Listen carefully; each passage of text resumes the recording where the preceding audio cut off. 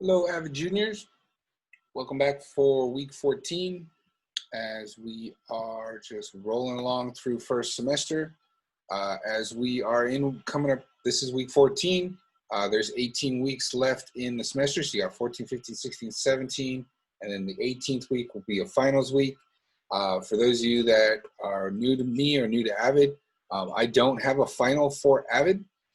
So what you want to make sure to do to keep your grade on point is to get all the assignments done for the class that we've been doing up to this point. So sometimes I've done a final project at the end of the semester. It's usually more of a reflection for you as a student or a reflection of how AVID can be improved.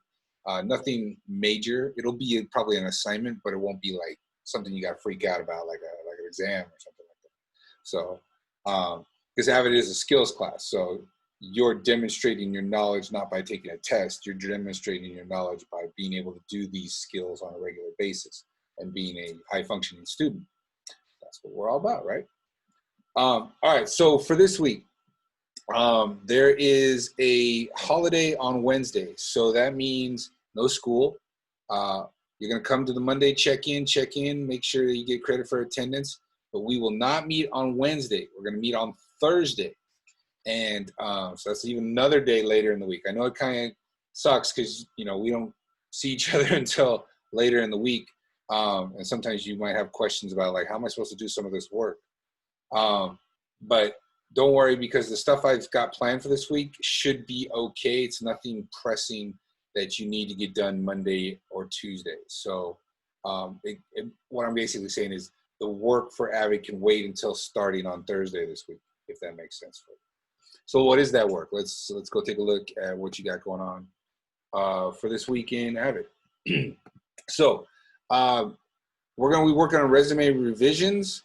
That's one of the things we're doing this week. You're going to make a new schedule and then Cornell notes as always. So so if you look at the past 2 weeks, on week 13, I asked you to make a schedule. And then last week, you should have run that schedule and then written a reflection about how did it go, what things went well, what things didn't go well, and then giving yourself some like ideas on, okay, how could I make my schedule work for me better?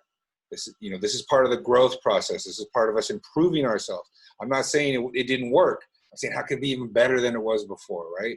So that was last week. This week, you're going to take those ideas about how to make it better and actually make a new schedule. So you're going to make a new schedule, follow the same process. That's the first assignment here. It's the same steps, the same instructions as before. In fact, I wouldn't even say you need to start from scratch and make a whole new schedule.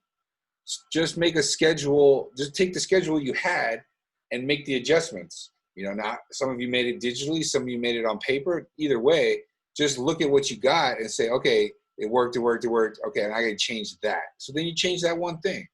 And the less you have to change is good. That means that it's working for you and you're able to get all the things done. How do you know if your schedule is working?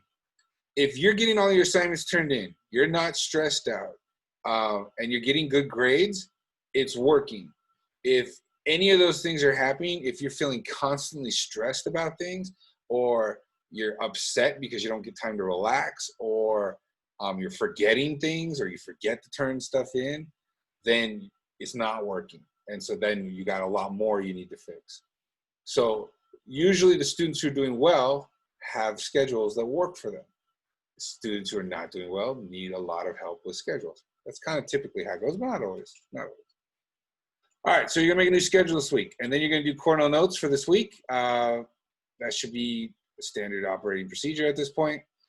And then the final draft of your resume. Okay, so last week, let's scroll down here. You're not going to see much in the online notebook for this one. It's the second one. Yeah, see, look, little baby space.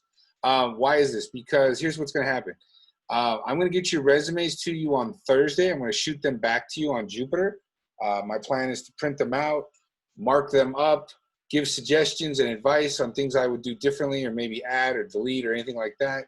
You're going to take all those suggestions, revise what you made, hopefully you save that file, and then turn in the final draft of it. Again, the goal of this is to make something that you could actually go take to a job interview like right now. And so that way you see exactly what it looks like, and I can give you the background on what employers like are looking for. That's my advice.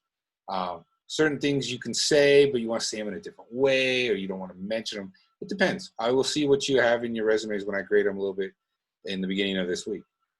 And that's your week right there. So you're making a new schedule. The new schedule won't start until next week, week 15. So you're making it this week, but you're not going to run it till next week. I mean, if you want to get it a jump start, you can try running it this week. But next week, I'm going to have you run it and then write a reflection on it. So the schedule is for next week.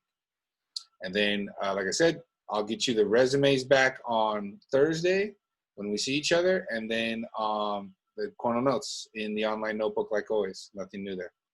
Okay. Hopefully this makes sense to you. I will see you on Monday for a quick check-in, but then I'll see you on Thursday when we talk about resumes and schedules. All right. Have a good one.